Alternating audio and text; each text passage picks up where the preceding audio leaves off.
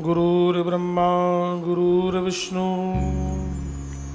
गुरुर्देवो महेश्वर गुरुर्साक्षात् परब्रह्म तस्मै श्री गुरुवे नमः।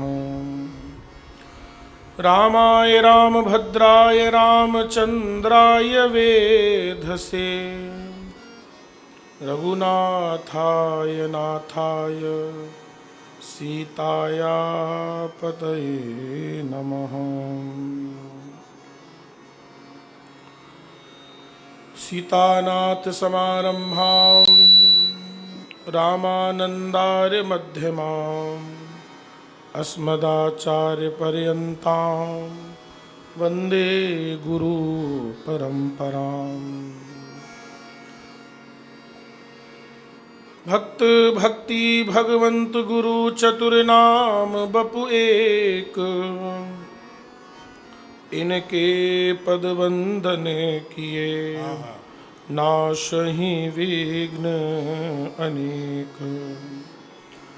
जय मीरा के प्रभु गिरधर नागर सूरदास जी के श्याम, जय नरसिंह जी के सांवरिया तुलसीदास जी के राम। जासु नाम भव भेषज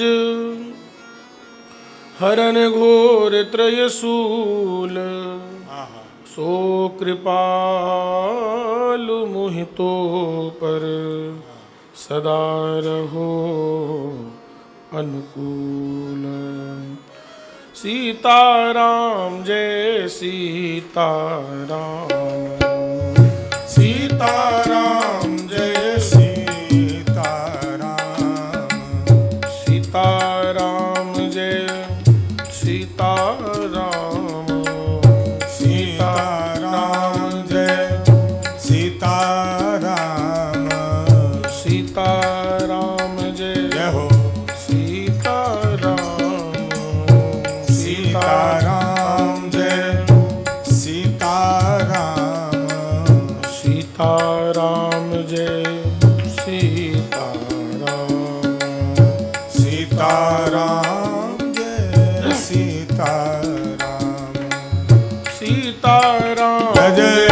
सीताराम, सीताराम जय सीताराम,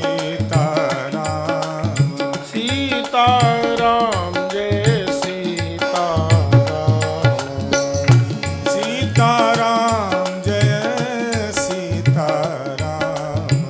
अब कछु नाथ ना चाहिए मोरे, अब कछु नाथ ना चाहिए मोरे। दीन दयाल अनुग्रह तोरे, दीन दयाल अनुग्रह तोरे। सीताराम जय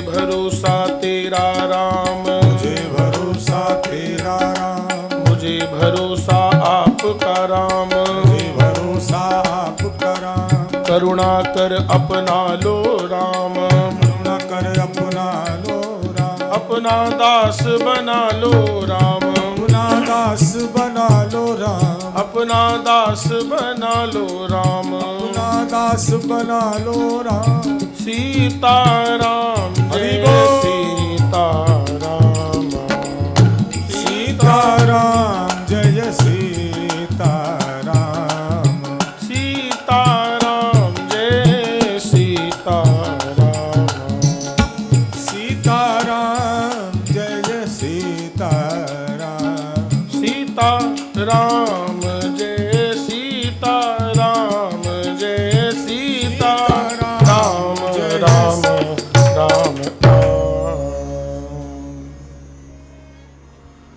सर्वप्रथम भगवान श्री सीताराम जी के चरणों में दंडवत प्रणाम करते हुए, जिनकी चरण सन्निधि में हम लोग बैठे हैं, पतित पावनी माँ भागीरथी, पुण्य सलिला जाह्नवी, भगवान के चरणों की भक्ति प्रदान करने वाली भक्ति स्वरूपा। क्योंकि रामायण में गंगा जी को भगवान की भक्ति ही कहा गया है। राम भगति जहाँ सुरसरी धारा, सरसई ब्रह्म विचार प्रचारा। तो ये साक्षात भगवती भक्ति महारानी है। तो ऐसी भगवती के चरणों में दंडवत प्रणाम करते हुए, अनंत बलवंत श्री हनुमान जी के चरणों में प्रणाम करते हुए, सभी संत, सभी वैष्णव, सभी ब्राह्मण, इन सब के चरणों में खूब खूब प्रणाम करते हुए, और अंत में आप सभी भक्तों के हृदय में जो राम जी बैठे हुए हैं, सिया राम मैं सब जग जानी, करहूँ प्रणाम जोर जोग पानी का भाव रखते हुए, हम लोग परम सौभाग्यशाली हैं। ये गीता भवन में हम लोग आए हैं, कुछ साधना करने के लिए, कुछ पाने के लिए आए हैं। नारायण, कुछ पाने के लिए हम लोग आए हैं। जिसके पास जो भी समय है, कोई 10 दिन के लिए आया है, कोई 5 दिन के लिए आया है, कोई महीने भर से के लिए आया है, जिसके पास जैसी अनुकूलता है वो यहाँ रह कर के सत्संग का लाभ ले रहे हैं। सुबह भी 9:30 से 11 बजे तक पूज्य संत चरण आपको सत्संग कराते हैं। और अभी दास तो आज चला जाएगा, लेकिन कल से फिर और दूसरे संत आ चुके हैं, दूसरे संत महाराज जी आ चुके हैं, वो कल से आपको वो भी सत्संग कराएंगे। तो यहाँ पर सबसे बड़ा लाभ यही है महाराज, यहाँ का जो वातावरण है, यहाँ का जो माहौल बना हुआ है, भक्ति में है, सत्संग में है नारायण। तो उसी क्रम में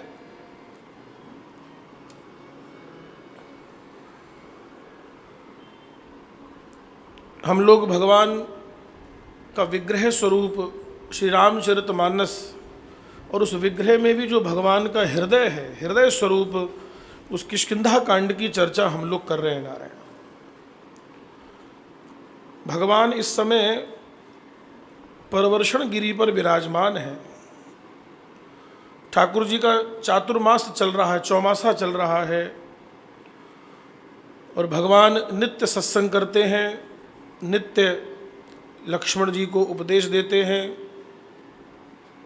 और बड़े नियम से भगवान रह रहे हैं महाराज। आपको निवेदन करें नारायण, राम जी बड़े नियम से, बड़े तपहपूत, क्योंकि माता जी ने क्या कहा था कि तापस वेश विशेष उदासी, 14 वर्ष राम बनवासी। कि आपको राम तपस्वी तो बनना है, लेकिन विशेष उदासीन, आपको विशेष धर्म का पालन करना है। सन्यास में आपको 14 वर्ष के लिए सन्यास दिया जा रहा है, तो तपस्वी का वेश होगा और आपको विशेष उदासीन रहना है। और आपको सच्ची बात कहे नारायण, राम जी ने तो तपस्या करी ही करी, राम जी के साथ साथ अयोध्या वासियों ने भी नियम कायदे से रहे महाराज। आपको निवेदन करें, जब राम जी लौट करके आए ना 14 साल के बाद, तब अयोध्या में कोई 1 वर्ष से लेकर के 14 वर्ष तक का कोई बच्चा नहीं था, कोई बाल गोपाल नहीं था कोई। क्यों नहीं था?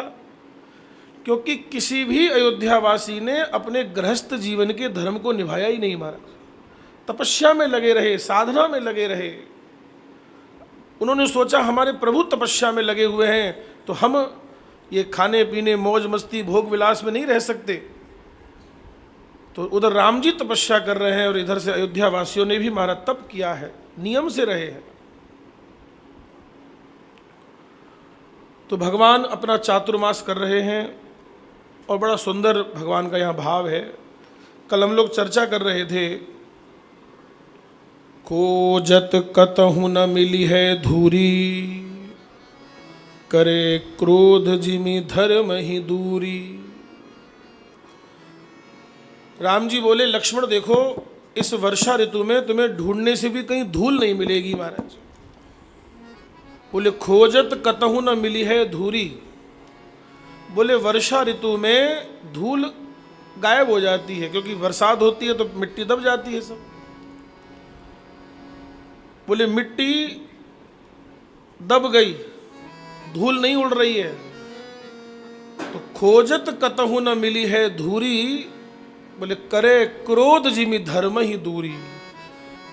कि लक्ष्मण जैसे क्रोध करने से व्यक्ति अपने धर्म से दूर हो जाता है महाराज, उसका धर्म छुप जाता है। जैसे वर्षा के प्रभाव से मिट्टी दबी हुई है, उड़ नहीं रही है, इसलिए अनावश्यक क्रोध नहीं करना है महाराज। छोटी छोटी बातों पर रीस करना, क्रोध करना, ये साधक का लक्षण नहीं है। सहना सीखो नारायण। देखो जिसकी सहन शक्ति मजबूत होगी उसको जल्दी क्रोध नहीं आएगा महाराज। और आप अच्छा एक बात पूछे आपसे, आज तक कभी आपने ये कहते सुना कि वैसे तो हम ठीक रहते हैं लेकिन जब क्रोध करते हैं तो हमको बड़ी शांति मिलती है? बोलो आज तक कभी किसी ने कहा है ऐसा? क्रोध करने से किसको शांति मिली भाई? आज आंधी का नंबर यहाँ का है। हम 2-3 दिन से सुन रहे थे हमारे वृंदावन, बोले आज महाराज जी आंधी आई है। कोई कह रहा आज यहाँ आंधी आई है। मैं कहा अट्ठे तो आई को नहीं, अब अट्ठे भी आ गई महाराज, बट वो चालने में टाइम तो लगा ही थोड़ा भाई। तो हम अभी कल ही कह रहे थे, सब लोग कह रहे बोले महाराज जी हमारे यहाँ तो आंधी आई, वृंदावन में आंधी आई। हमने कहा अभी ऋषिकेश में तो की को नहीं, तो ऋषिकेश भी आज अट्ठे भी आ गई महाराज, अट्ठे भी पूग गई। तो मैं ये निवेदन कर रहा था नारायण, अनावश्यक क्रोध नहीं करना है महाराज। तो आपने आज तक ये कहते नहीं सुना होगा कि वैसे तो हम ठीक रहते हैं लेकिन जब क्रोध करते हैं तो बड़ी शांति मिलती है। ऐसा नहीं हो सकता। क्रोध करेंगे तो मन अशांत ही होगा महाराज, और भजन से साधन से मन हटेगा। आप मान लो जैसे आप यहाँ घर छोड़ करके आप यहाँ पर गीता भवन में आए हैं, अगर यहाँ किसी बात को लेकर के या किसी के प्रति अगर आप रोष करेंगे, क्रोध करेंगे, तो बोलो आपके आने का उद्देश्य जो है खराब हो गया महाराज। क्योंकि अब जो सत्संग करना था, जो भाव रखना था, वो तो गया, अब क्रोध में ही मन लग गया महाराज। तो करे क्रोध जिमि धर्म ही दूरी। शशि संपन्न सोह मही कैसी, उपकारी के संपत्ति जैसी। बोले वर्षा ऋतु में धरती कितनी सुंदर हरियाली रहती है महाराज। बोले शशि संपन्न सोह मही कैसी, पृथ्वी कैसी हो रही है? बोले उपकारी के संपत्ति जैसी। बोले जैसे उपकारी व्यक्ति की संपत्ति से सबको लाभ मिलता है महाराज। इसलिए मुझे स्वामी जी की एक बात याद है। स्वामी रामसुखदास जी महाराज, हमारे स्वामी जी महाराज कहा करते थे, बोले हम भगवान के दिए हुए धन से भगवान के ही जनों की सेवा करते हैं महाराज। आपका नहीं है, परमात्मा का दिया हुआ है, उसी से हम अपने भगवान के जनों की सेवा कर रहे हैं। हम जहाँ भी रहते हैं भगवान के होके रहते हैं। हम जो कुछ भी पाते हैं भगवान का प्रसाद ही पाते हैं महाराज। हम भगवान के दिए हुए उस व्यवस्था से भगवान के ही जनों की सेवा करते हैं। तो जो व्यक्ति जैसे वर्षा ऋतु में हरियाली हो जाती है, सबको बड़ा अच्छा लगता है नारायण। तो शशि संपन्न सोह मही कैसी, उपकारी के संपत्ति जैसी महाराज। महावृष्टि चली भूट कियारी, जिमि स्वतंत्र भय बिग रही नारी। अब माता बहनें इस बात को अन्यथा ना ले, बिल्कुल स्पष्ट लिखा है कि जैसे वर्षा ऋतु में छोटी छोटी कियारियां फूट जाती हैं, महावृष्टि चली फूट कियारी, जिमि स्वतंत्र भय बिगड़ ही नारी।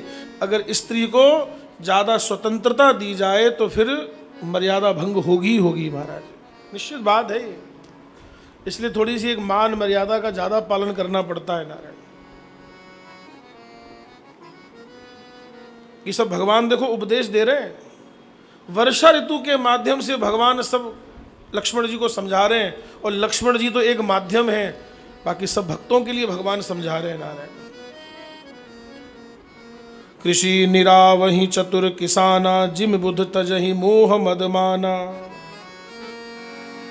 जहाँ रहे पथिक थकी नाना, जिम इंद्रिय गण उपजे ज्ञाना। जिम इंद्रिय गण उपजे ज्ञाना।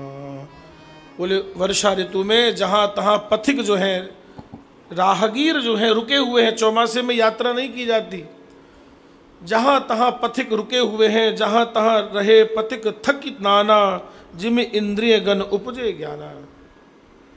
जैसे इंद्रियों को ज्ञान मिल गया हो महाराज, ज्ञान से संपन्न हो गए हो, इस प्रकार से ये पथिक लोग वहाँ रुके हुए हैं महाराज। कबहू प्रबल बह मारुत, जहाँ तहाँ मेघ बिलाही। जिमि कपूत के उपजे, कुल सद्धर्म नसाही। आप देखते हैं वर्षा ऋतु में कबहू प्रबल बह मारुत, खूब जोर जोर से हवा चलने लगती है, और बादल हो गए महाराज। कहीं हवा चल रही है, जहां तहां मेघ बिलाही, कभी बादलों को भी उड़ा करके ले जाती है महाराज हवा। मंडी हो तो जोरदार हो, लेकिन बरसियों को नहीं महाराज। ऐसा भी कई बार देखने को मिलता है।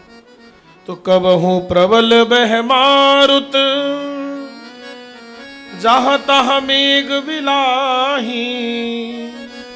जिमि कपूत के उपजे, कुल सद्धर्म नसाही। एक बात कहें आपसे, देखो जानते हो व्यक्ति कहाँ हार जाता है? देखिए आपका अगर धन चला जाएगा ना, फिर मेहनत करके फिर कमा लोगे, धन कमा लोगे महाराज। अगर स्वास्थ्य खराब हो जाएगा तो दवाई करके, अपना इलाज करा करके ठीक हो सकते हो। अगर सामाजिक स्तर पर कोई समस्या होगी तो उसका भी हल हो सकता है, क्योंकि कई प्रकार की समस्याओं से व्यक्ति जूझता है। कोई पारिवारिक समस्या है, कोई आर्थिक समस्या है, सामाजिक समस्या है, शारीरिक समस्या है।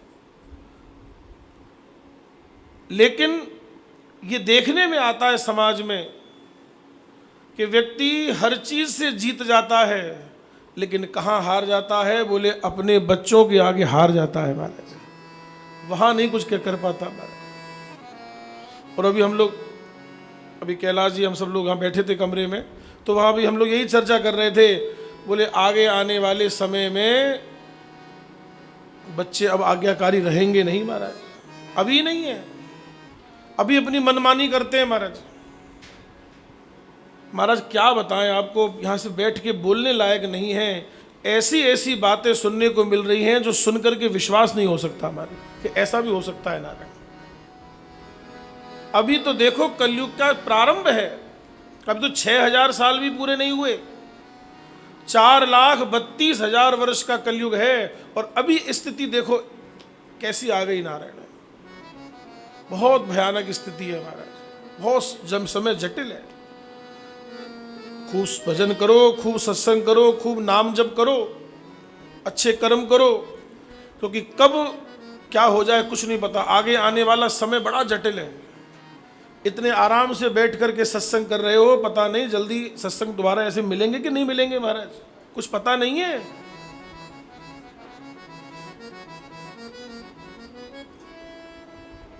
और आप निश्चित मान लेना, आपको अपनी रक्षा स्वयं करनी पड़ेगी, अपने धर्म की रक्षा स्वयं करनी पड़ेगी। ये सरकारें और ये नेता नगरी नहीं करेगी महाराज, ये कोई आपके साथ नहीं है।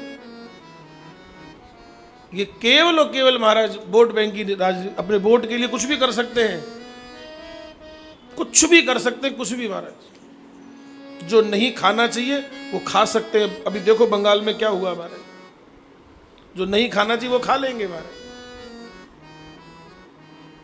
इनकी स्थिति ऐसी है, अगर इनको वोट के लिए अगर गाय का मांस भी खाना पड़े तो वो भी खा लेंगे महाराज। ये वर्तमान ऐसी स्थिति है महाराज, इसलिए इन सरकारों से कोई उम्मीद नहीं है। ये तो वोट बैंक के लिए कुछ भी करेंगे नारायण।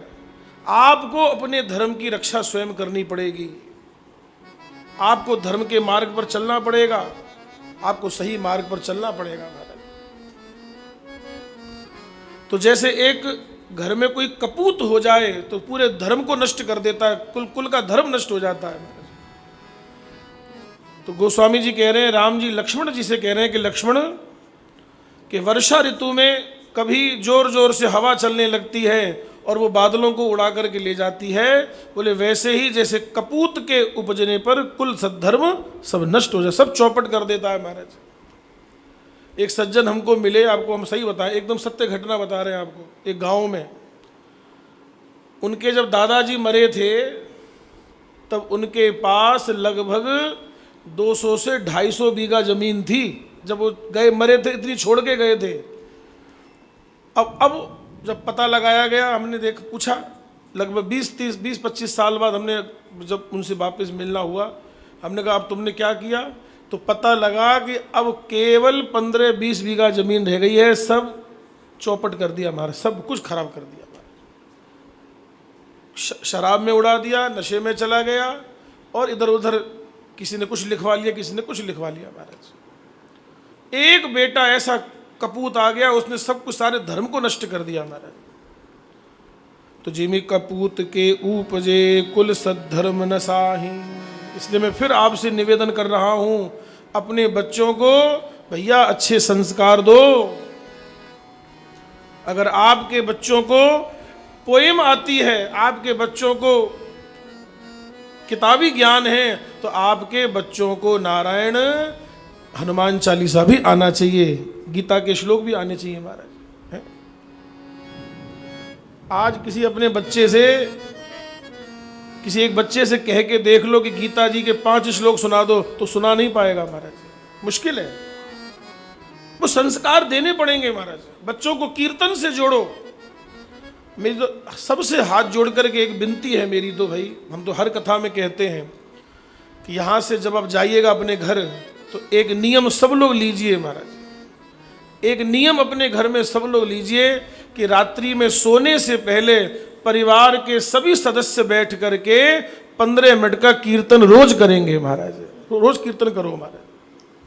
थोड़ा सा गीता जी के 5 श्लोक पढ़ो, कीर्तन करो, 15 से 20 मिनट का नियम बनाओ, बच्चों को बिठाओ। बच्चे नहीं बैठते तो लालच दे करके बिठाओ, चॉकलेट दो, टॉफी दो, जो देना है दो, लेकिन उनको जबरदस्ती बिठाओ कि तुम्हें बैठना पड़ेगा। चालू तो करो। आपके घर में भक्ति वाला माहौल ही नहीं है भाई। आप लोग तो यहाँ बैठे हैं, आप लोग तो सत्संग सुन रहे हैं, लेकिन आपके बच्चों को कैसे लाभ होगा इसका? और मैं अभी कमरे में यही बात कह रहा था जब सब बैठे थे मेरे पास। मैंने कहा आज के वर्तमान के समय में बच्चों को ज़्यादा आवश्यकता है नारायण। अरे आप लोगों का जीवन तो निकल गया, आप लोगों को सत्संग की इतनी आवश्यकता नहीं है जितनी बच्चों को आवश्यकता है हमारे। आपका जीवन तो निकल गया सत्संग करते करते, बाल से धोड़िया हो गया हमारा सत्संग करता करता हमारे। और वो देखो, हाँ कल भी मैंने ये बात कही थी कि हर सनातनी के, हर हिंदू के घर में कम से कम 3 से 4 बच्चे होने चाहिए। अब स्थिति ऐसी है कि बालक बेटा पर भी एक ही है महाराज। मैं परसों इस बात को कह रहा था कि एक बच्चा होने से संख्या तो घटी घटी, सारे रिश्ते भी खत्म हो गए महाराज। अब उस एक बच्चे को क्या बनाएंगे बोलो? अच्छा, तो स्थितियां बड़ी गंभीर हैं। अगर यही सब ऐसे ही चलता रहा तो इतने जो आसान से आराम से बैठ के सत्संग कर रहे हो, अगले 10-20 साल में कर नहीं पाओगे हमारा सत्संग। ये नहीं मिलेगा। ये अभी से तैयार होना पड़ेगा, अपने उस नींव को मजबूत करो बच्चों को महाराज। मेरी प्रार्थना है सभी से। तो एक नियम आप लोग जरूर यहाँ से लेकर के जाइए कि घर में 15 मिनट का कीर्तन जरूर करना है महाराज। घर में 15 मिनट का कीर्तन जरूर करिए नारायण, सब लोग करिए महाराज। फिर देखिए महाराज, मैंने जिन जिन घरों में चालू कराया, जो कीर्तन कर रहे हैं वो खुद आकर के बोलते हैं, बोले महाराज जी, गुरु जी, हमारे घर का तो वातावरण ही बदल गया महाराज। अब ये मैंने तो उनको नहीं बताया, वो खुद आकर के बोलते हैं ना कि हमारे घर का वातावरण ही चेंज हो गया नारायण।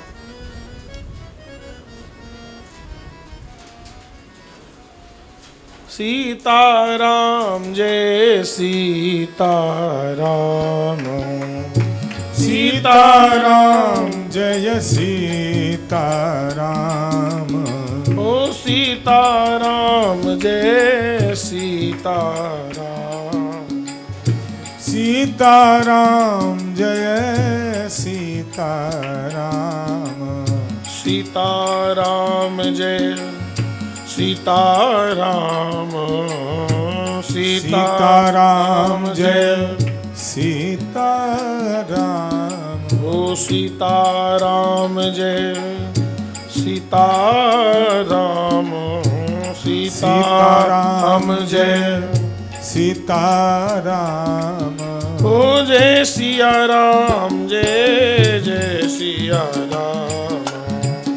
जय सिया राम जय जय सिया राम। ओ सीताराम जय सीताराम। सीताराम जय जय सिया राम। सीताराम जय सीताराम। सीताराम जय सीताराम। सीताराम जय सीताराम। सीताराम जय सीताराम। सीताराम जय सीताराम। सीताराम जय सीताराम। जय सिया राम जय जय सिया राम। जय सिया राम जय जय सिया राम। सीताराम जय सीताराम। सीताराम जय सीताराम। जय सिया राम जय जय सिया राम। जय सिया राम जय जय सिया राम। ओ सीताराम जय सीताराम।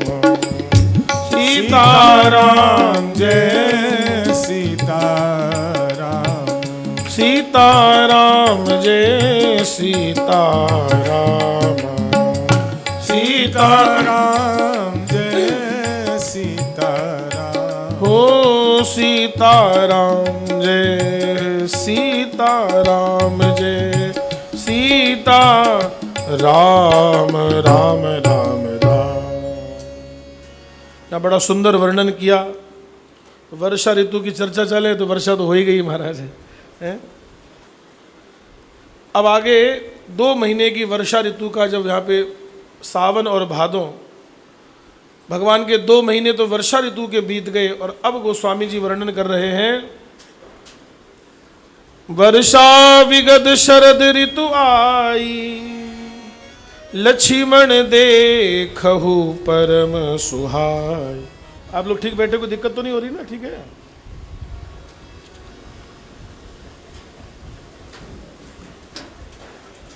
कुछ गिर ना जाए ऐसा लगता है, ऐसा तो नहीं कुछ है? हाँ तो ठीक है। वर्षा विगत शरद ऋतु आई, लक्ष्मण देखहु परम सुहाय। इसको बंद कर दो।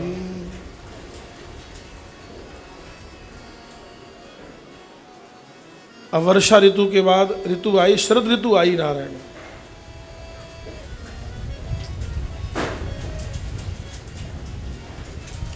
भैया बॉक्स देख लो, बॉक्स ना गिर जाए कहीं, क्योंकि किसी पे लग ना जाए किसी को।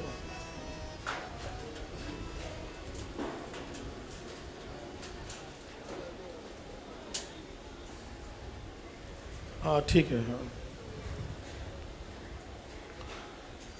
उदित अगस्त पंथ जल सोखा, जिमि लोभहि सोखई संतोषा। बहुत ध्यान दे के सुनिए, थोड़ा मौसम तो खराब है ही है, लेकिन चर्चा जो चल रही है उसे पूरा करें।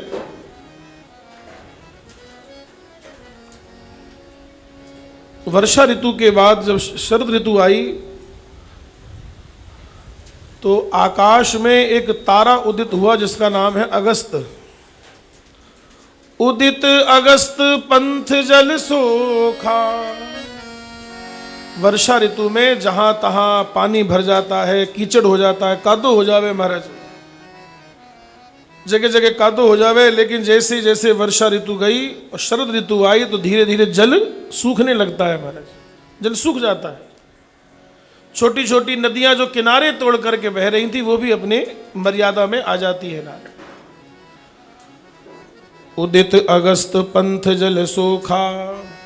ये आगे की लाइन तो इतनी प्यारी है, जिमी लोभहि सोख ही संतोषा। जिमी लोभहि सोख ही संतोषा। बोले जैसे उदित अगस्त तारा के उदय हो जाने पर रास्तों का जो जगह जगह जल भर गया था, कादो हो गया, वो भी सूख गया महाराज। बोले ठीक इसी प्रकार से लक्ष्मण, जैसे जब संतोष हो जाता है तो लोभ जो है सूख जाता है। जिमी लोभहि सोखई संतोषा।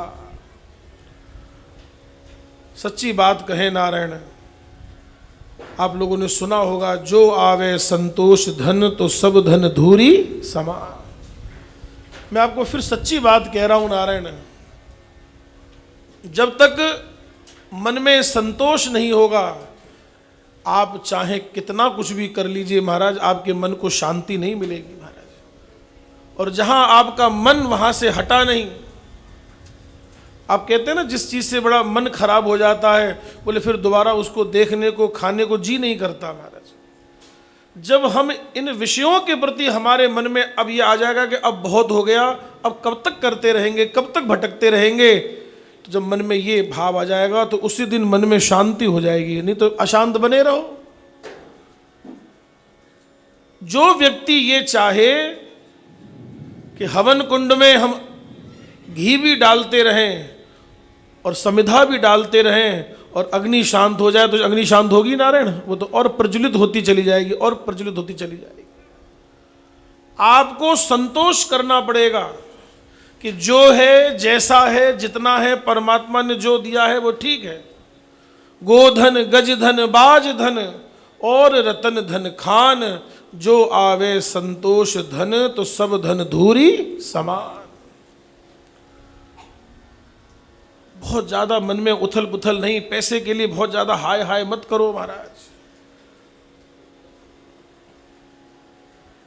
जीवन को अच्छा बनाओ। पैसा साथ लेके जाओगे क्या? इस पैसे को खाना है क्या? जिसके लिए दिन रात मरे जा रहे हैं महाराज, दिन रात हम लोग भाग दौड़ कर रहे हैं, वो महाराज साथ नहीं देगा नारायण। विचार करने वाली बात है। करुणा निधान, जो परमात्मा ने जो सहजता से मिल जाए। हमारे महाराज जी हैं गोवर्धन के, वो बड़ी अच्छी बात कहते हैं, बोले मांगना किसी से है नहीं और सहजता से जो मिल जाए वो भगवान का प्रसाद है महाराज। विचार करो, इतनी ऊंची बात है महाराज। मांगना किसी से है नहीं और बोले जो सहजता से मिल जाए वो उसमें आनंद करे महाराज।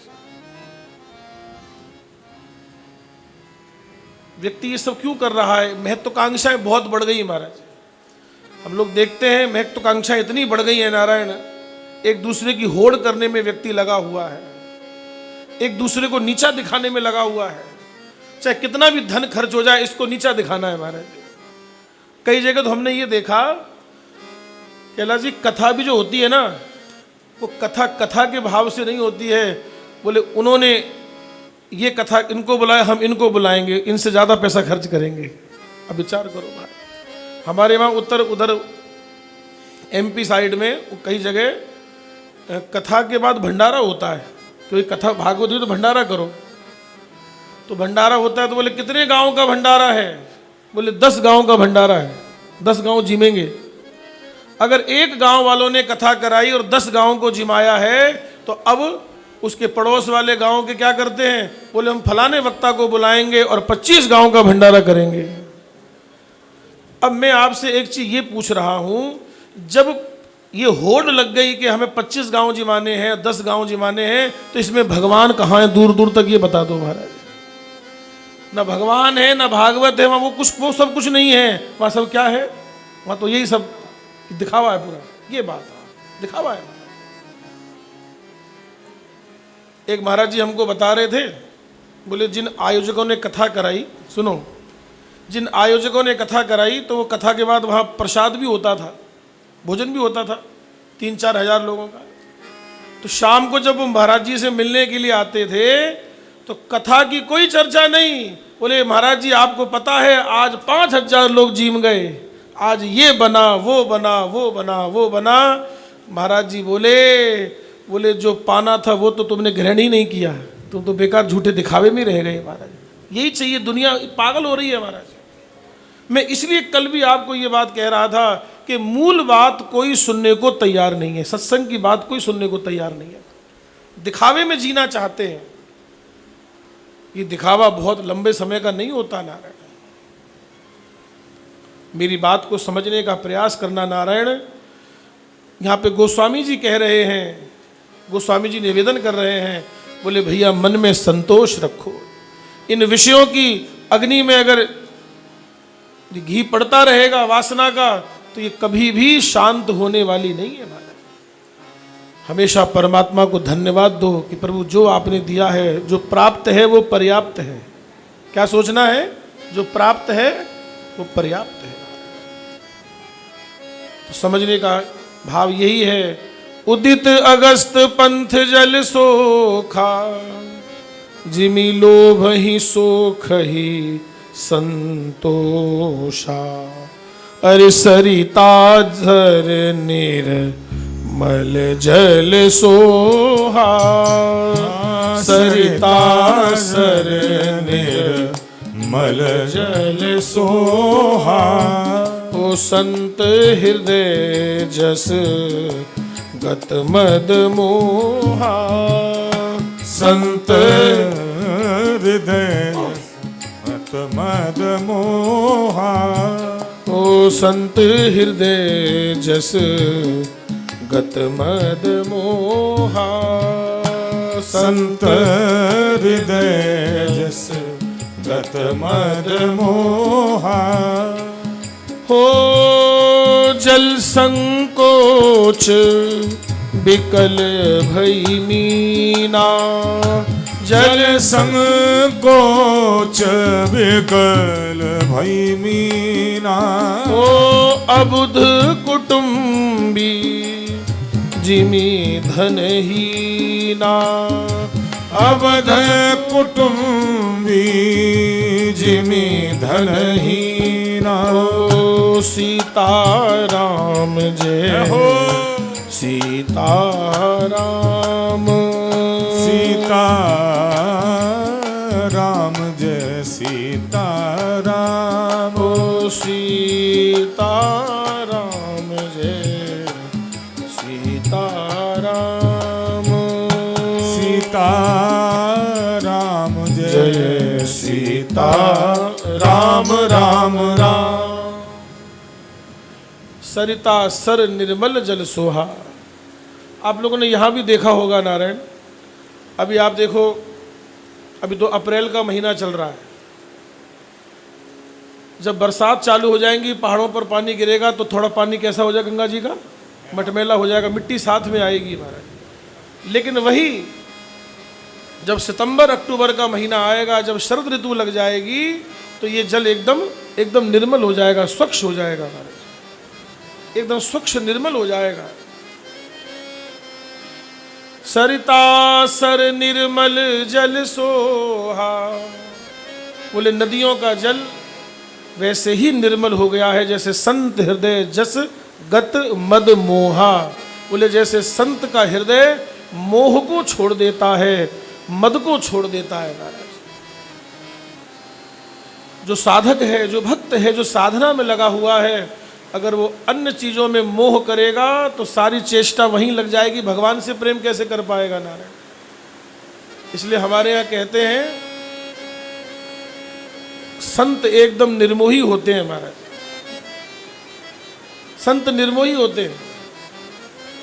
हमारे महाराज जी एक बात सुनाते थे हमको अच्छे से याद है खूब।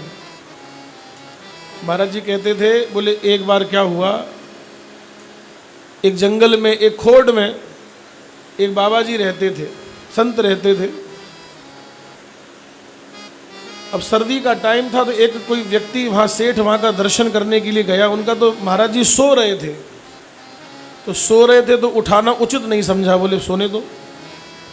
तो बोले जो मैं लेके आया हूँ कंबल, बहुत बढ़िया सुंदर गर्म कंबल, सर्दी का समय कंबल की तो आवश्यकता थी ही, तो उन्होंने बाबा जी को उठाया नहीं और सोते सोते ही कंबल बाबा जी को उड़ा दिया और प्रणाम करके चले आए। और जैसे ही बाहर निकले तो भीतर से आवाज आई, भीतर से आवाज आई, सुखी रहो, प्रसन्न रहो और सदा ऐसे ही करते रहो। क्या आवाज आई? सुखी रहो, प्रसन्न रहो और सदा ऐसे ही करते रहो। अब इसके बाद क्या हुआ कि वहीं बाबा जी के आश्रम पर एक चोर घुस गया और चोर ने देखा कि बाबा जी इतना बढ़िया कंबल क्या करेंगे, हैं? बोले इनको क्या आवश्यकता है। कई लोगों को ये भी बड़ी तकलीफ होती है, बोले बाबा जी फ्लाइट में क्यों घूम रहे हैं। अरे भाई क्या बात है, जब ये नचनिया डांस करने वाले, एक्टिंग करने वाले ये लाखों रुपए लेकर के घूम कर सकते हैं तो संत क्यों नहीं घूम सकते भाई। अगर कहीं जाना आना है तो समय बचाने के लिए जाना पड़ेगा नारायण में। इसमें इस दृष्टि से क्यों देखा जाता है। तो अब वो चोर घुसा, चोर ने देखा कि अरे बाबा जी के पास इतना बढ़िया कंबल क्यों, तो उसने वो कंबल ले लिया और जैसे ही कंबल ले लिया तो फिर भीतर से आवाज आई, खुश रहो, प्रसन्न रहो, सदा ऐसे ही करते रहो। क्या समझे? यानी कि जीवन देखो कैसा है कि किसी ने उड़ा दिया तो कोई फर्क नहीं और ले जाओ तो कोई फर्क नहीं है, ये है महाराज। लेकिन ऐसा देखने को कम मिलता है। समय का प्रभाव देखो महाराज, समय का प्रभाव है, युग का प्रभाव है महाराज। नहीं तो हमने ऐसे ऐसे महात्मा के बारे में सुना महाराज। एक संत थे प्रज्ञा चक्षु जी महाराज। वो प्रज्ञा चक्षु जी कहीं किसी सेठ के यहाँ प्रवचन कर रहे थे और चौथे दिन ही, अब सब लोग ऊपर तो प्रवचन सुनते थे हॉल में, नीचे घर था, और एक दिन चोरों को मौका लगा, उन्होंने सब साफ कर दिया महाराज। जो जो उनको समझ में आया सब ले गए। तो सेठ आकर के रोने लगा, बोले गुरुजी सारा सामान चला गया। बोले लगभग कितना चला गया? बोले लगभग आधा सामान चला गया। तो प्रज्ञा चक्षु जी इतने जोर से हंसे, बोले बहुत बढ़िया, बोले आज हम और तुम एक से हो गए। बोले हमारा भी आधा सामान चला गया। अरे बोले जी बाबा जी आपका कौन सा सामान चला गया? अरे बोले उन चोरों को कुछ रस्सी की आवश्यकता पड़ी होगी बांधने के लिए, जब उन्हें कोई कुछ नहीं समझ में आया तो हमारी एक लंगोटी लेकर के चले गए। बोले हमारी दो में से कितनी लंगोटी रह गई? बोले एक रोगी। बोले हम भी आधे रह गए, हमारा भी आधी संपत्ति चली गई हमारी। संतों की तो बातें निराली होती है महाराज, है? कहते हैं ना, अटपट ज्ञान कबीर का, अटपट ज्ञान कबीर का, झटपट लखा न जाए, और जो याकू झटपट लखे तो सब खटपट मिट जाए। तो संतों की तो बातें अद्भुत होती हैं, इसलिए हमारे यहाँ जीवन में संत का आश्रय करना चाहिए। और ये जो जिस भूमि पर आप लोग बैठे हैं महाराज, ये सत्संग की भूमि है, ये संतों की भूमि है, और यहाँ आकर के हमें केवल और केवल एक सत्संग का ही भाव रखना चाहिए महाराज। मैं फिर आप लोगों से विनती कर रहा हूँ, आप सोचेंगे घर जैसी व्यवस्था मिलेगी, थोड़ी आपको तकलीफ हो सकती है। हालांकि भवन वाले मैं देखता हूँ हर संभव प्रयास करते हैं किसी साधक को कोई तकलीफ ना हो महाराज। अब फिर आपको घर जैसा सुख तो नहीं मिल सकता महाराज, लेकिन यहाँ आए हैं तो साधना करने आए हैं, सत्संग करने आए हैं। हमें किसी प्रपंच में नहीं पड़ना है, हमें कौन क्या कह रहा है, कौन क्या कर रहा है, हमें केवल अपने सत्संग से मतलब है। अपने उद्देश्य से भटकना नहीं है महाराज, अपने उद्देश्य से नहीं भटकना है, नहीं तो यहाँ आकर के भी खाली हाथ ही चले जाओगे।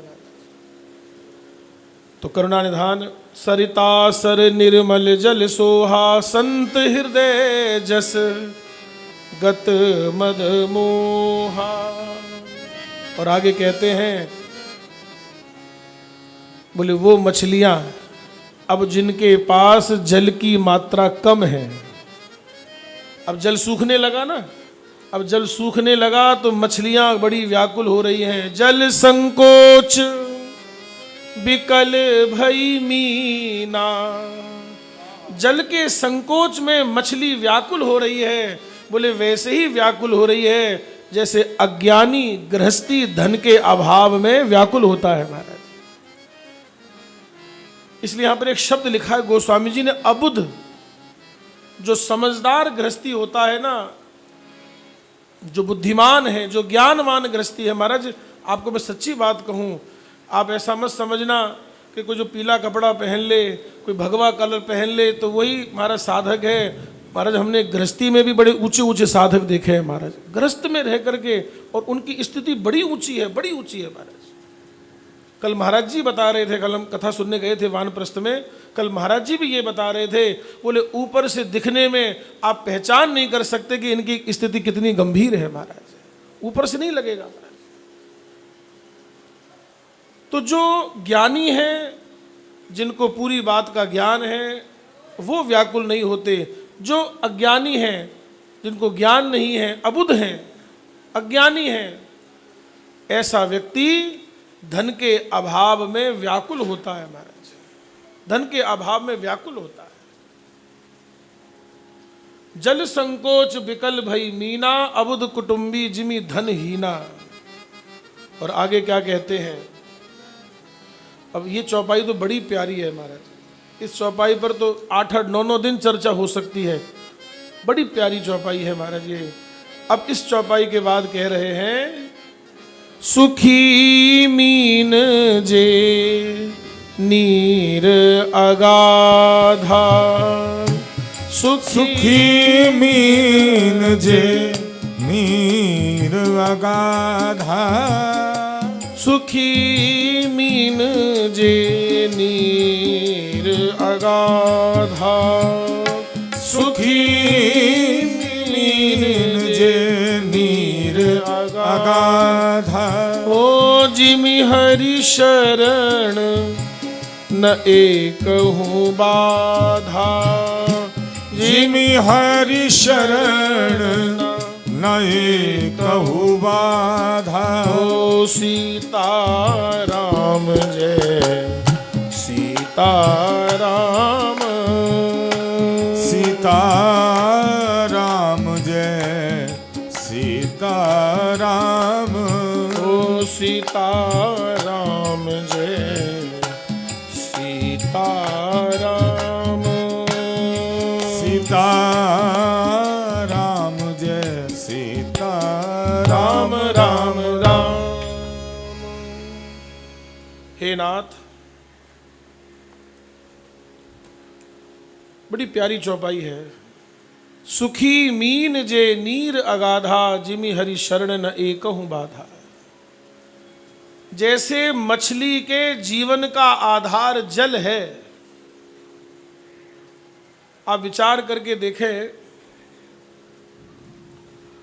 दूध जो है वो पानी से महंगा है,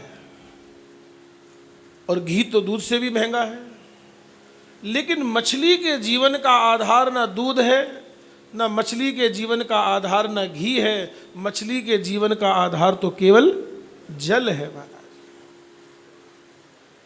ठीक इसी प्रकार से हम अपने जीवन में चाहे कितनी भी बड़ी उपलब्धि हासिल कर लें, खूब संपन्न हो जाएं, खूब ऐश्वर्य संपन्न हो जाएं, खूब वैभव संपन्न हो जाएं, महंगे से महंगी चीज़ों का उपयोग करना चालू कर दें, लेकिन ये चौपाई क्या कहती है, इस चौपाई का भाव ये है कि आप चाहे कितने ही बड़े संपन्न क्यों ना हो जाओ, लेकिन आपका कल्याण भगवान की शरणागति में ही है महाराज।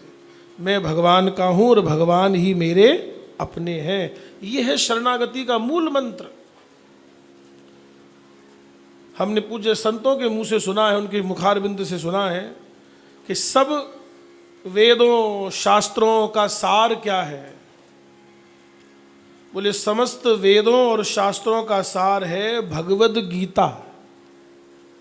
हमारे गीता जी को सबका सार माना गया है, इसलिए हमारे स्वामी जी महाराज ने गीता पर खूब जोर दिया। और आज भी कई जगह ऐसे संस्थाएं चल रही हैं जो गीता जी का अध्ययन कराती हैं, बच्चों को सिखाती हैं। बहुत ज़रूरी है महाराज, बहुत ज़रूरी है।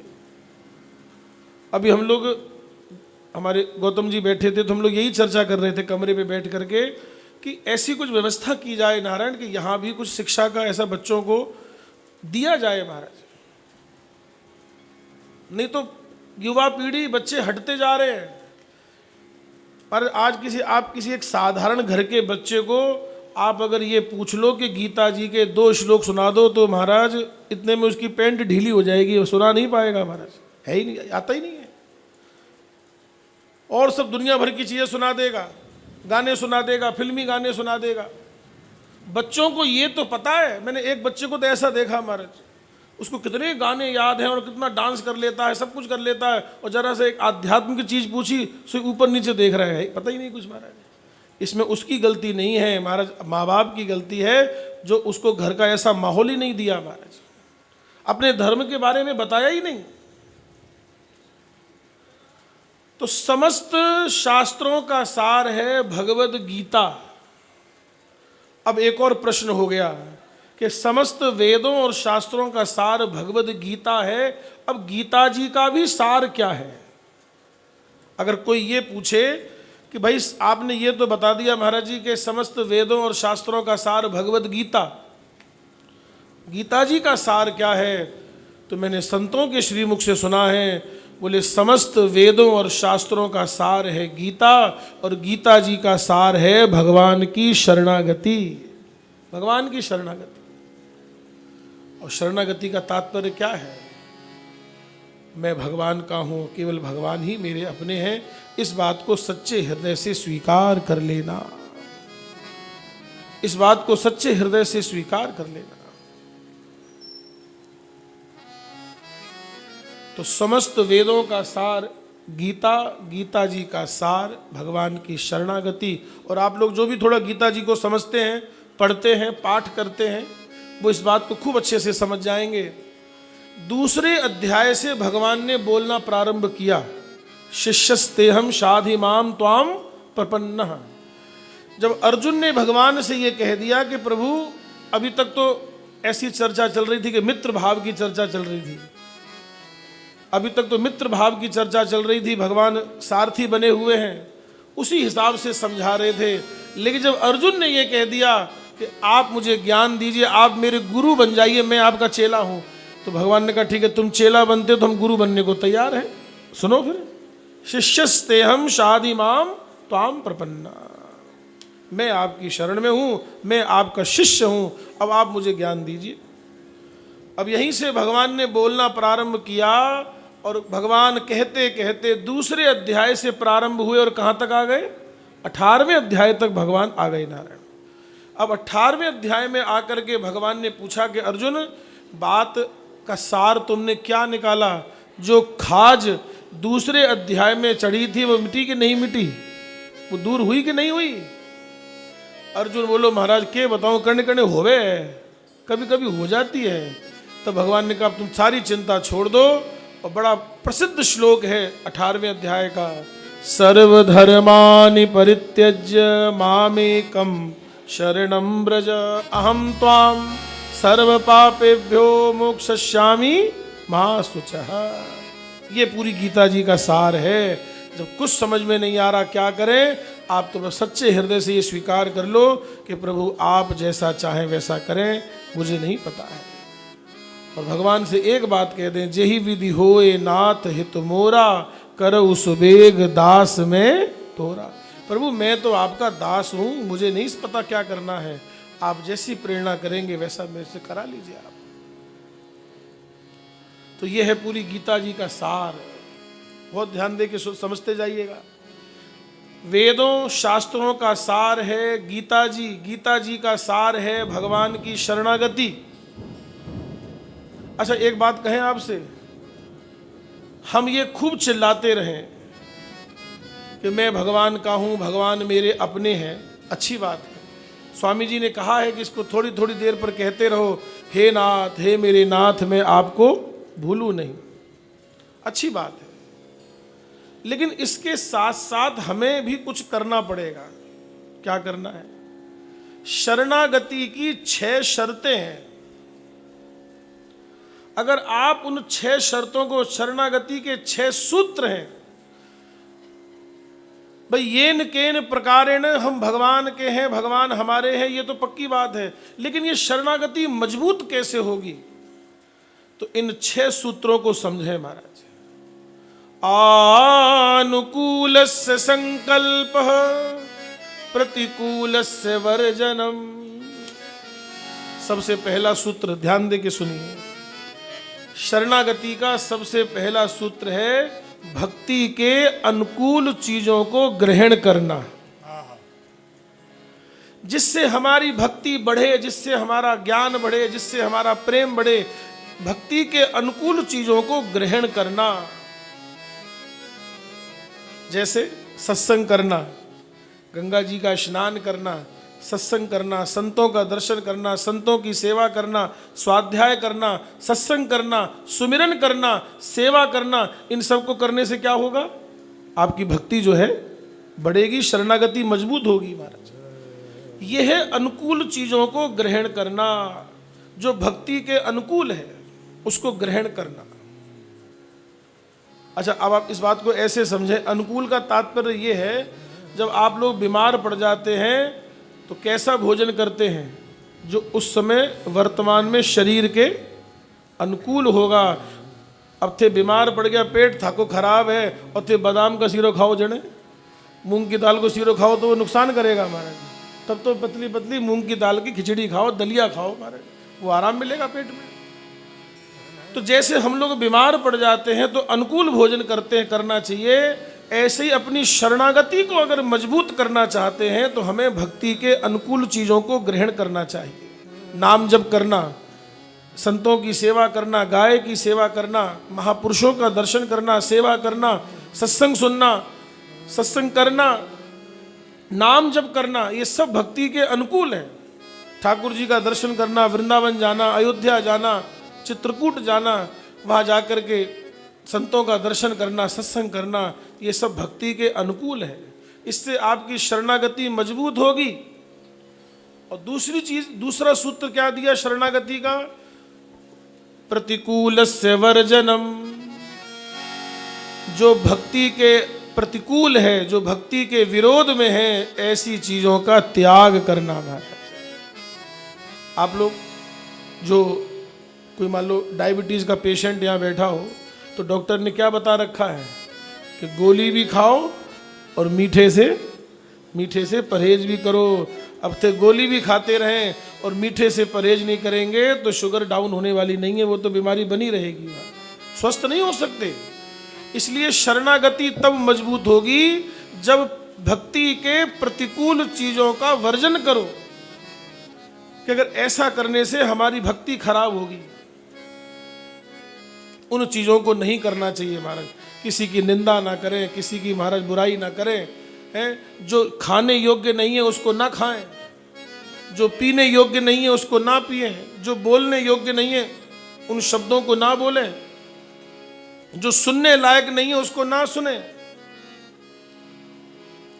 जो सुनने लायक नहीं है उसको ना सुने महाराज। इससे हमारी भक्ति प्रभावित होती है। अगर आप उल्टी सीधी चीजों को सुनेगा कोई साधक तो उसका मन निश्चित ही खराब हो जाएगा, भगवान से हट जाएगा महाराज, शरणागति कमजोर हो जाएगी। इसलिए आनुकूलस्य संकल्प प्रतिकूलस्य वर्जनम। अनुकूल चीजों को ग्रहण करना, प्रतिकूल चीजों को त्याग देना। जो जगह आपकी भक्ति में बाधा डाल रही हो उसको छोड़ो वहां से महाराज। जो व्यक्ति आपके भक्ति में बाधा डाल रहा हो, जो आपको भगवान से दूर कर रहा हो, तुरंत उसका संग छोड़ो महाराज। इसलिए हमारे यहाँ कहा गया है, छाड़ मन हरि विमुखन को संग, जिनके संग कुबुद्धि उपजत है, पड़त भजन में भंग। छाड़ मन हरि विमुखन को संग, विमुख का संग ना करें। और शरणागति का तीसरा सूत्र क्या है कि भगवान मेरी रक्षा करेंगे, ऐसा विश्वास होना। भगवान मेरी रक्षा करेंगे ऐसा विश्वास होना। और शरणागति का चौथा सूत्र ये है कि ये जो कुछ भी है सब भगवान का ही है, जो कुछ भी है सब भगवान का ही है। मैं उनकी दिए हुए प्रसाद को पा रहा हूँ, उनके दिए हुए व्यवस्था को मैं उपयोग कर रहा हूँ, बाकी सब कुछ परमात्मा का ही है। जब ऐसा मन में भाव रखेंगे तो शरणागति मजबूत होगी। भगवान मेरे साथ हैं, मेरी रक्षा करेंगे। मुख में हो राम नाम, राम सेवा हाथ में, फिर तू अकेला नाही प्यारे, राम तेरे साथ में। विधि का विधान जान, हानि लाभ सहिए, जाई विधि राखे राम, ताई विधि।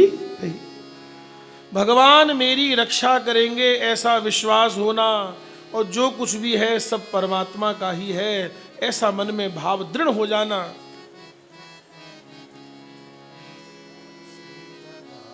और भगवान के समान संसार में कोई नहीं है, कोई मेरा अपना नहीं है। ये शरणागति का 5वां लक्षण है महाराज, कि भगवान के समान मेरा हितैषी कोई नहीं है, मेरा कोई हित नहीं कर सकता। उमा राम सम लिखा मानस में, हे उमा राम सम हित जग माही, उमा राम समहित जग पाही, गुरु पित मात बंधु को नाही, गुरु पित मात बंधु को नाई। ओ जय सिया राम, जय जय सिया राम, जय सिया राम, जय जय सिया राम। ओ सीता राम, जय सीता राम, सीता राम, जय सीता राम। सीता राम, जय सीता राम, राम राम राम। उमा राम सम हित जग माही, भगवान से बढ़कर के मेरा कोई हित नहीं कर सकता। और छठा सूत्र क्या है शरणागति का? कार्पण्य। बोले हमारे जीवन में दैन्यता होनी चाहिए, विनम्रता होनी चाहिए महाराज। मैं पहले दिन भी यही बात कही थी और आज भी जाते जाते आपको यही निवेदन कर रहा हूँ, थोड़े से विनम्र बनिए, थोड़े से दैन्य बनिए महाराज। वाणी में कठोरता नहीं, वाणी में कठोरता ना आ जाए महाराज। करुणानिधान, ये शरणागति के 6 सूत्र है। आप इनको अपने जीवन में उतारेंगे तो आपकी शरणागति मजबूत हो जाएगी। और किसकी शरण में जाना है? बोले कि किसी कमजोर की शरण में चले जाओगे तो शरणागति व्यर्थ हो जाएगी महाराज। बोलो भाई, अगर कोई हट्टा कट्टा पहलवान किसी कमजोर की शरण में चला जाए तो बोलो क्या मतलब हुआ? वो उसकी क्या रक्षा करेगा? शरणागति मजबूत होनी चाहिए, शरणागति हमारी खराब नहीं होनी चाहिए। अगर संसार की शरण में रहेंगे तो शरणागति बेकार हो जाएगी, और भगवान की शरण में रहेंगे तो शरणागति सफल हो जाएगी महाराज। भगवान ही सर्व सामर्थ्यवान है, वही हमारी रक्षा कर सकते हैं। तो अनुकूल चीजों को ग्रहण करना, प्रतिकूल चीजों का वर्जन करना, भगवान मेरी रक्षा करेंगे ऐसा विश्वास होना, जो कुछ भी है सब परमात्मा का है, भगवान से बढ़कर के मेरा कोई हित नहीं कर सकता, और जीवन में कार्पण्य होना, विनम्रता होना। ये शरणागति के 6 सूत्र हैं महाराज। तो वो मछलियां बड़ी सुखी हैं जो अगाध जल में हैं, जिनके पास जल की मात्रा अधिक है। अच्छा, आप इस चीज को ऐसे समझो, कोई मछली को आजकल लोग उसमें रख लेते हैं ना, जो कांच का एक वो होता है, इसको क्या कहते हैं? एक्वेरियम कहते हैं। एक्वेरियम में रख लेते हैं शो पीस के लिए।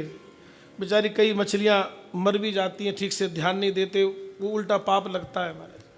भाई रखो तो ध्यान भी रखो महाराज। तो शो पीस का चीज़ हो गई, रंग बिरंगी मछलियां उस पर रख ली महाराज, लेकिन वो वहाँ सुखी नहीं है। जहाँ जल की मात्रा अधिक होती है, जहाँ अगाध जल होता है, मछली को वहीं सुख मिलता है। आप खुद विचार करें, आप किसी मछली को किसी बाल्टी में रख दें, किसी पात्र में रख दें, उसको वहाँ ज़्यादा सुख मिलेगा कि उसे नदी में सुख मिलेगा महाराज? उसे सुख तो नदी में ही मिलेगा।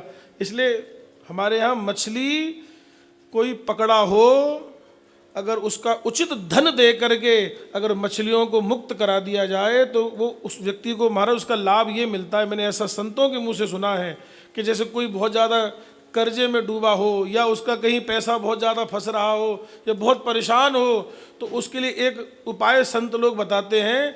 बोले कोई मछुआरे के पास जाकर के जो मछली बेचता है उससे मछली खरीद करके पुनः उसको जल में उसको प्रवाहित कर दो, उनकी जान बचा लो। ये भी एक बहुत बड़ा पुण्य है महाराज, क्योंकि मछली को वही सुख है।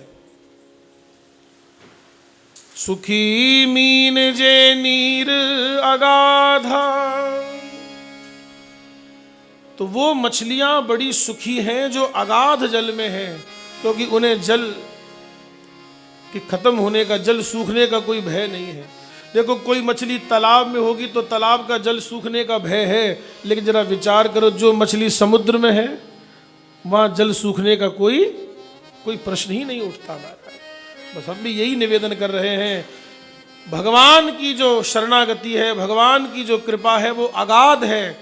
संसार का वातावरण ससीम है और भगवान की शरणागति असीम है महाराज। इसलिए असीम की शरण में जाओ, असीम की शरण में जाओ। तो सुखी मीन जे नीर अगाधा, जिमि हरि शरण न एकहु बाधा।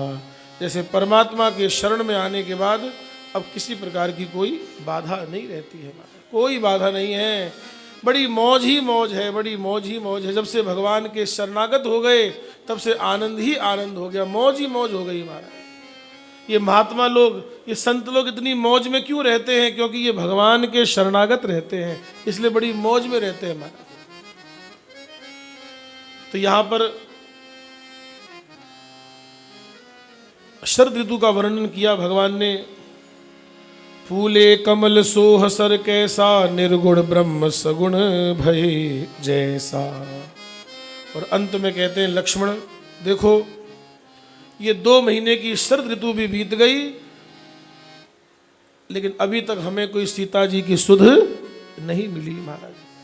वर्षागत निर्मल ऋतु आई, सुधि न तात सीता के पाई। और भगवान को एक बात का बड़ा मन में भाव आ गया, बोले 4 महीने हो गए सुग्रीव हमारा दर्शन भी करने नहीं आया, पूछने तक नहीं आया। हमारे गुरुजी तो बड़े विनोद में कहते थे, बोले सुग्रीव एक भी दिन पूछने के लिए नहीं आया कि प्रभु कोई खाणो पीणो राशन पानी की कोई जरूरत है कि कोई नहीं है महाराज।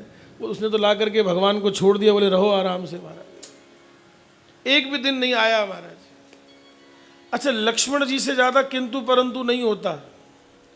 जब राम जी ने लक्ष्मण से कहा, लक्ष्मण देखो सुग्रीव वही सुध मोरी बिसारी, पावा राजकोशपुर नारी।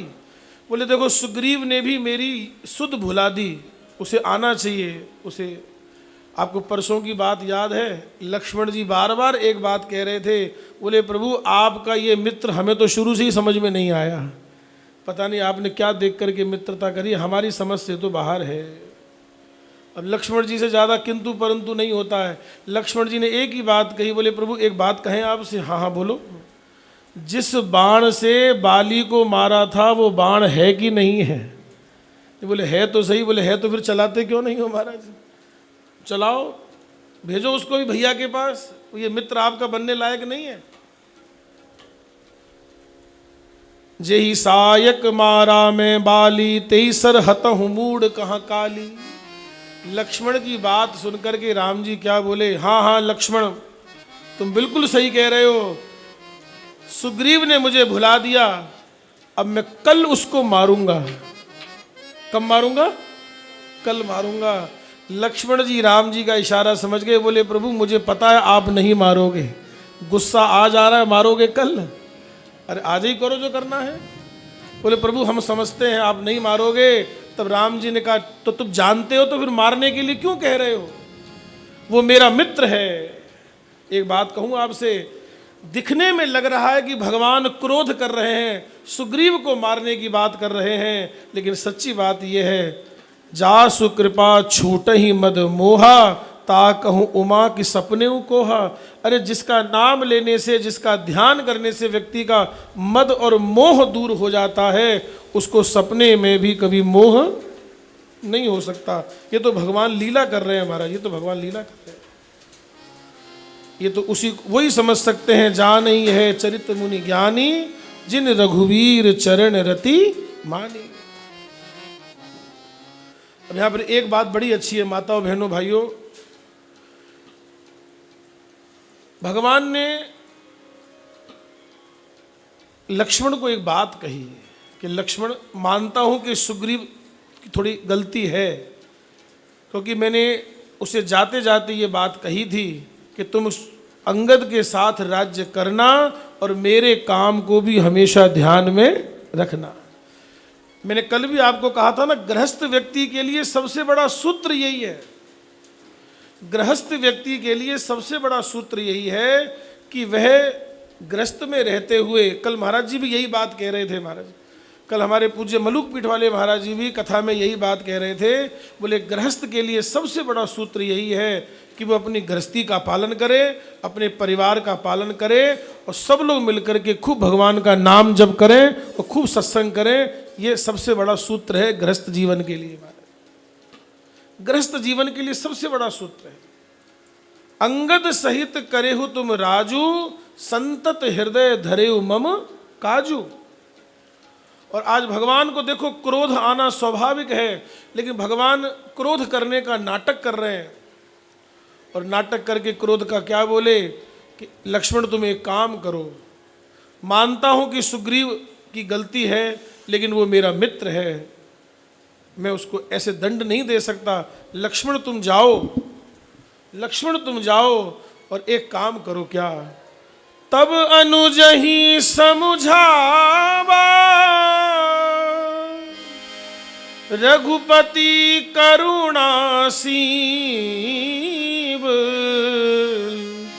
भय दिखाही ले आवहू सतात सखा सुग्रीव। भय दिखाई ले आवहू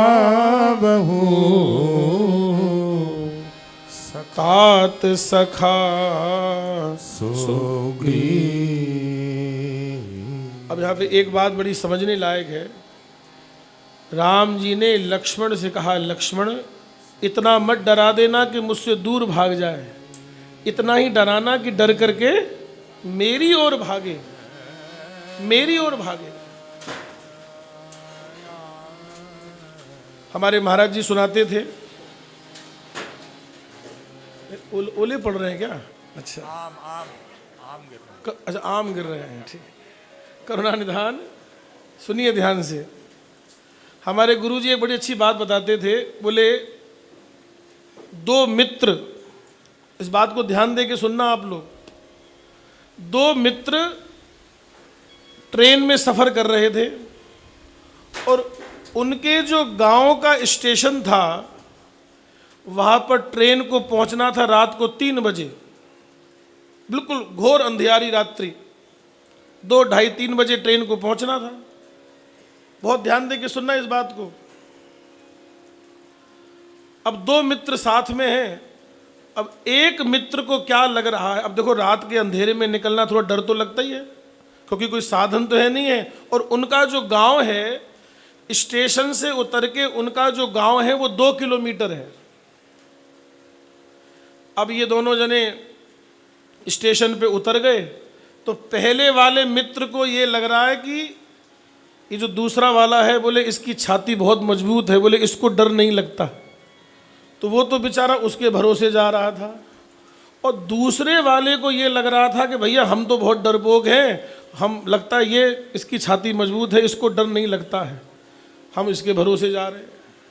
ऐसे ही बातचीत करते करते करते करते नारायण वो 1.5 किलोमीटर आ गए। कितना आ गए? 1.5 किलोमीटर आ गए। अब गांव कितना बाकी है? केवल 500 मीटर बाकी है। तब पहले वाले मित्र ने दूसरे वाले से कहा, बोले मित्र हम तो तुम्हारे भरोसे चले आए, नहीं तो हम तो बहुत डरपोक हैं। तो दूसरे वाले ने कहा तुम्हारा दिमाग खराब है, हम तो खुद तुम्हारे भरोसे आए हैं। बोले हमको तो बहुत डर लगता है। बोला हमको ही बहुत डर लगता है। और महाराज डरते डरते दोनों महाराज वापस भागे तो स्टेशन की ओर भागे। महाराज किधर भागे? स्टेशन की ओर भागे। बोले हम नहीं जाएंगे, रात में हमें भी डर लगता है। बस क्या समझे, हमारे महाराज जी कहते थे, बोले भागे तो सही, लेकिन यही अगर 500 मीटर की ओर भाग जाते तो अपने गांव में पहुंच जाते। महाराज उल्टी दिशा में भाग गए। महाराज इसका मतलब क्या है कि हम लोग भाग दौड़ तो कर रहे हैं, लेकिन हमारी भाग दौड़ जो है वो सही दिशा में नहीं है। अगर सत्संग करेंगे तो भय से मुक्त हो जाएंगे। अगर भय से मुक्त हो जाएंगे, अगर वो दोनों भय से मुक्त होते तो किधर भागते? वो स्टेशन की ओर नहीं भागते, कहाँ भागते? वो गांव की ओर भागते। महाराज बस यही है, भाग दौड़ तो कर रहे हैं, अगर यही भाग दौड़ भीतर की ओर हो जाए महाराज, अंदर की ओर हो जाए महाराज। अभी हम संसार में बाहर की ओर भाग रहे हैं, ये कर लें, ऐसा करें, वैसा करें, ये करें। लेकिन मैं सच्ची बात आपको निवेदन करूं, मैंने संतों के श्रीमुख से सुना है, पूज्य स्वामी जी महाराज के श्रीमुख से सुना है, बोले यात्रा तो सबको करनी है, बोले बाहर की यात्रा कब तक करोगे? सत्संग के माध्यम से भीतर की यात्रा करो महाराज, भीतर चलो। अगर भागना है तो भीतर की ओर भागो, बाहर तो बहुत भाग लिए महाराज, बाहर तो बहुत भाग लिए। नारायण मेरी प्रार्थना है नारायण। इसलिए भगवान ने लक्ष्मण जी को क्या कह करके कहा? बोले सुग्रीव को डराना तो सही, लेकिन कैसा डराना कि वो डरे और किसकी ओर भागे? मेरी ओर भागे। इतना मत डरा देना कि वो कहीं उल्टी दिशा में भाग जाए। महाराज भागना तो पड़ेगा, लेकिन सही दिशा में भागना पड़ेगा महाराज। तब अनुज ही समुझावा रघुपति करुणा सीव, भय दिखाही ले आवहू, भय दिखाही ले आवहू। थोड़ा सा भय दिखा करके कहाँ ले आओ? तात सखा सुग्रीव, थोड़ा सा भय दिखा करके ले आओ बात। अच्छा एक बात कहें आपसे, ये भगवान इतने कौतुकी हैं, भगवान इतने कौतुकी हैं, इतनी लीलाधारी हैं। इधर से तो लक्ष्मण जी को भेज दिया कि जाओ लक्ष्मण, और हमारे महाराज जी कहते थे, बोले इधर से तो लक्ष्मण जी को भेज दिया, बोले उधर से भगवान ने हनुमान जी को व्हाट्सएप कर दिया, मोबाइल पे मैसेज डाल दिया। और जैसे हनुमान जी ने क्लिक किया, अरे बोले उसमें क्या लिखा था? बोले लक्ष्मण जी के पहुंचने से पहले पहुंचो, कि मैंने लक्ष्मण जी को यहाँ से रवाना कर दिया है। तो अब इधर से हनुमान जी को मैसेज मिल गया, और हनुमान जी ने जैसे ही वो मैसेज पढ़ा तो वहाँ क्या लिखा था? अरे यहाँ पवन सुत हृदय बिचारा, यहाँ पवन सुत हृदय बिचारा, यहाँ पवन सुत हृदय बिचारा, यहाँ पवन सुत हृदय बिचारा। राम काज सुग्रीव विसारा, राम काज सुग्रीव विसारा, राम काज सुग्रीव विसारा, राम काज सुग्रीव विसारा। ओ सीता राम जय सीता राम, सीता राम जय सीता राम, सीता राम जय सीता राम, सीता राम जय सीता राम राम राम राम राम। कथा कहना आना हो तो हनुमान जी के जैसा आ जाए महाराज। हनुमान जी कहीं भी कथा सुना देते हैं, और कहीं भी बैठ करके हनुमान जी कथा सुना देते हैं, सत्संग की बात बता देते हैं महाराज। अरे उन्होंने तो रावण के महल में भी कथा सुनाई, और एक बहुत बढ़िया मंत्र दिया। हनुमान जी महाराज ने रावण को एक बहुत अच्छा मंत्र दिया। कौन सा मंत्र दिया? आप दिन रात सुंदरकांड पढ़ते हैं ना, इसी सुंदरकांड में मंत्र है।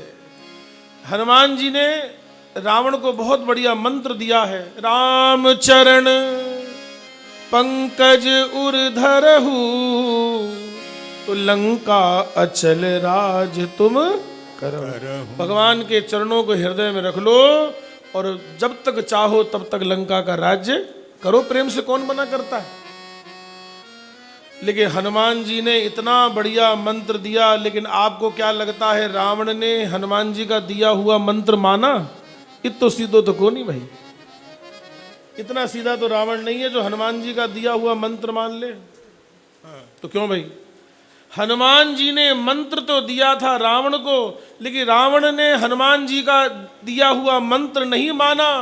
फिर हनुमान जी का मंत्र माना किसने? बोले तुमरो मंत्र विभीषण माना और लंकेश्वर भय सब जग जाना। मंत्र जो मानेगा वही पा जाएगा। रावण ने माना नहीं तो मरना पड़ा, विभीषण ने मान लिया तो लंका का राजा बन गया। तो अब देखिए कैसी कथा सुनाई महाराज। हनुमान जी ने कथा सुनाई कि एक स्त्री को सारे नख से सिर तक आभूषण पहना दिए जाएं और अगर वस्त्र ना पहनाए जाएं तो वो शोभा नहीं पाएगी। बसन हीन नहीं सोह सुरारी, सब भूषण भूषित बर नारी। इसलिए वहां चेतावनी दे रहे हैं, उल्टा होई कहा हनुमाना, मति भ्रम तोर प्रगट में जाना। वहां तो ऐसी कथा सुनाई और इसके बाद भी हनुमान जी ने पेड़ पर बैठ करके कथा सुनाई। महाराज पेड़ पर बैठ करके कथा सुना के आ रहे हैं। सीता जी को कथा सुनाई थी महाराज, रामचंद्र गुण बरने लागा, सुनतहि सीता कर दुख। ऐसी कथा सुनाई कि सीता जी का सारा दुख दूर कर दिया महाराज। इससे एक बात निश्चित हो गई, क्या कि सत्संग करने से, भगवान की कथा सुनने से जीव का दुख दूर हो जाता है महाराज। अगर श्रद्धा से सुनेंगे, भाव से सुनेंगे, अगर पूरे एकाग्रता से सुनेंगे तो निश्चित ही हमारा कल्याण ही होगा महाराज। मैं फिर आपसे निवेदन कर रहा हूँ, यहाँ जब तक हैं, जब तक आप 10 दिन के लिए आए हैं, 20 दिन के लिए आए हैं, जितने दिन के लिए भी आए हैं, यहाँ जो भी सत्संग का क्रम है वो सब लिखा रहता है, सब आपको मालूम है। और पूरा नियम से सत्संग करें, गंगा जी का स्नान करें, खूब नाम जप करें और इधर उधर की बातों में अपना समय खराब ना करें। यहाँ सत्संग के भाव से आए हैं तो सत्संग के भाव को ही प्रधान बनाए महाराज, उसी भाव को प्रधान बनाए। तो लक्ष्मण जी के पहुंचने से पहले ही हनुमान जी पहुंच गए और हनुमान जी ने सुग्रीव को ऐसी कथा सुनाई। हनुमान जी को हर तरह की कथा सुनानी आती है। सुग्रीव को ऐसी कथा सुनाई कि भय से कांपने लगे सुग्रीव। अच्छा एक बात पूछें आपसे, मान लो आप एक कमरे में सो रहे हैं, कमरे में सो रहे हैं, कंबल ओढ़ करके सो रहे हैं, इतने में आपके कमरे में कोई आया, परिवार का ही सदस्य, और उसने जोर जोर से चिल्लाना चालू कर दिया, अरे बोले तुम्हारे बिस्तर में, तुम्हारे कंबल में सांप है, सांप है, अरे देखो देखो कमरे में सांप है। तो बोलो सोते रहोगे क्या? तुरंत उठ करके भागोगे, कंबल फेंकोगे, बोले कहाँ है कहाँ है कहाँ है? और आप थोड़ी देर बाद ये कह दो, अरे देखा तो था, पता नहीं कहाँ चला गया। बोलो अब आप मुझे ये बताओ, दोबारा उस कमरे में सोने में जी लगेगा? बोले भैया कहीं और सो जाएंगे लेकिन इस कमरे में, क्योंकि भय बहुत जरूरी है। कहते हैं कि भूत से ज़्यादा खतरनाक क्या है? उसका भय होता है। तो हनुमान जी महाराज ने यही सोचा कि सुग्रीव भगवान के कार्य को भूल गए हैं, इसलिए थोड़ा सा भय देना जरूरी है। विनय न मानत जल्दी जड़ गए 3 दिन बीत, बोले राम सकोप तब भय बिन होए ना प्रीत। इसलिए थोड़ा सा भय आवश्यक है हमारा। और हनुमान जी ने क्या भय दिखाया कि हे सुग्रीव, हे किष्किंधा नरेश, अगर वह बाली को मार करके, अगर राम जी बाली को मार करके और आपको राजा बना सकते हैं तो इस गलत फहमी में मत रहना, वो तुमको हटा करके किसी तीसरे को भी बना सकते हैं, उनके पास सामर्थ्य है। इसलिए भगवान ने जो आपको नियम दिया है उसी नियम के चलो और भगवान के कार्य पर ध्यान दो महाराज। इतने में लक्ष्मण जी भी आ गए और लक्ष्मण जी तो बोले पूरी किष्किंधा को जला दूंगा, पलट दूंगा, ये कर दूंगा, वो कर दूंगा। इतने में ये दौड़ते दौड़ते आए। पहले तो सुग्रीव की पत्नी आई, रोमा आई अंगद जी के साथ में।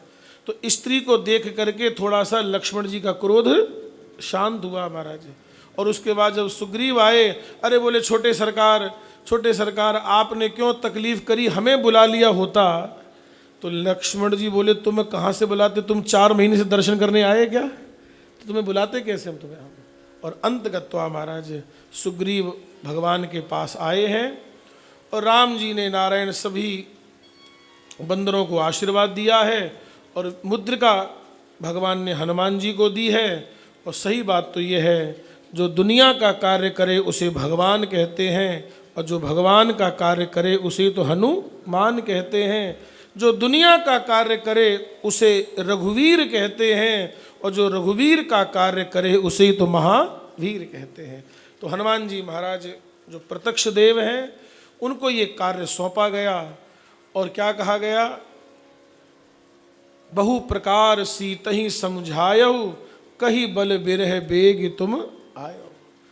हे हनुमान जी, सीता को मेरा बल कहना। ये बात सुनकर के लक्ष्मण जी को थोड़ी सी हंसी आ गई। लक्ष्मण जी ने कहा प्रभु आप किन से बल कहने के लिए बोल रहे हो, इन्हें अपना तो याद रहता नहीं है, तुम्हारा क्या कहेंगे। समझे बात को। हनुमान जी को बोले इन्हें अपना तो याद रहता नहीं है, तुम्हारा बल क्या कहेंगे। लेकिन राम जी ने बड़ी अच्छी बात कही। राम जी ने कहा लक्ष्मण मेरा बल तो वही कह सकता है जिसके पास अपना कोई बल नहीं है। जिसके पास अपना बल होगा वो मेरा बल क्या कहेगा। जिसको अपने पैसे का बल होगा, जिसको अपने संपत्ति का बल होगा, जिसको अपने वैभव का बल होगा, जिसको अपने सगे संबंधियों का बल होगा, उसे जल्दी भगवान का बल समझ में नहीं आता है। और जब उस बल से निराश हो जाता है तब कहीं जाकर के उसे परमात्मा का बल समझ में आता है महाराज। इसलिए ना हमें धन के बल पे रहना है, ना हमें कोई अपने सुख संपत्ति के बल पे रहना है, हमें तो केवल ठाकुर जी के बल पे रहना है महाराज। व्यास भरोसे कुंवर के और सोवत पांव पसार। व्यास भरोसे कुंवर के सोवत पांव पसार। जाते जाते मैं आप सब लोगों से यही निवेदन करूंगा, मैं यही विनती करूंगा कि भैया समय आगे कैसा आएगा कोई कुछ नहीं कह सकता महाराज। समय बड़ा जटिल है, समय बड़ा खराब है। आगे आने वाले 7-8 साल तो बहुत खराब है महाराज। कब क्या होगा कुछ नहीं कह सकते, जो होगा सो देखा जाएगा।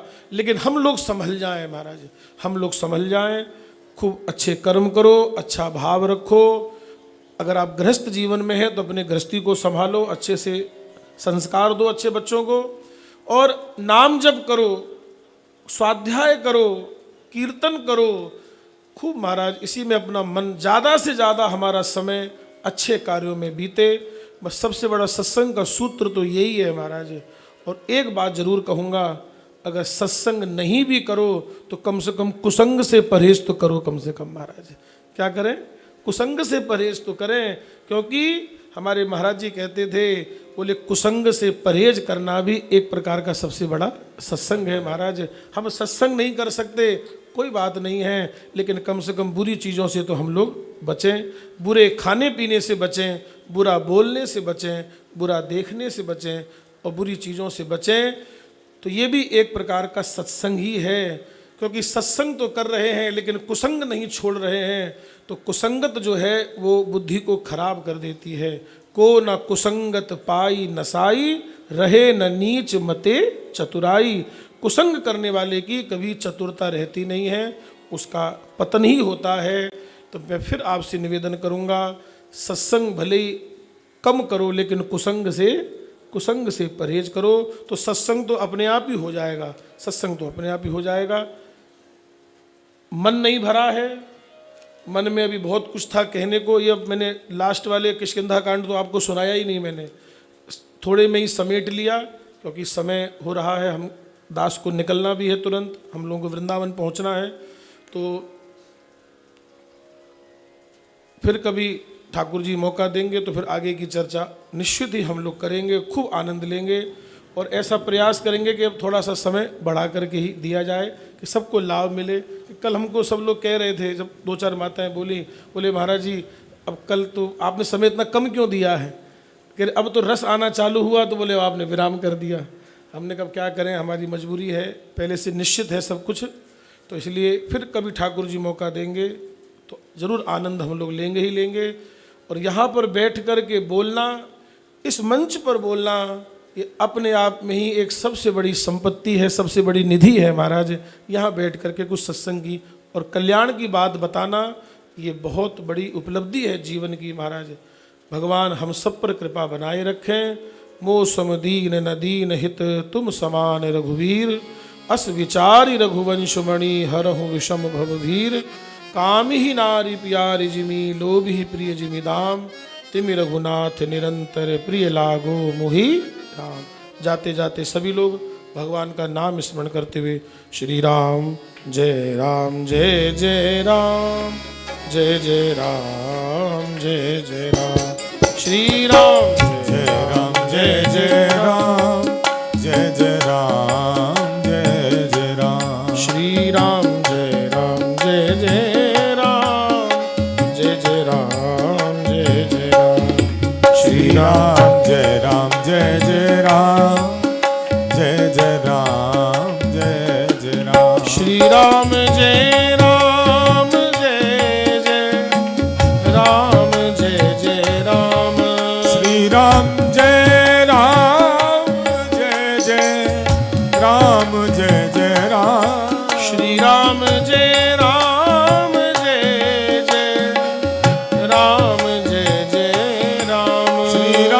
जय राम जय जय राम, जय जय राम, श्री राम जय राम जय जय राम, जय जय राम जय जय राम, श्री राम जय राम जय जय राम, जय जय राम जय जय राम, श्री राम जय राम जय जय राम, जय जय राम जय जय राम, श्री राम जय राम जय जय राम, जय जय राम जय जय राम, ओ श्री राम जय राम जय जय राम, जय जय राम जय जय राम, श्री राम जय राम जय जय राम, जय जय राम जय जय राम, ओ जासु नाम भव भेषज हरन घोर त्रयशूल,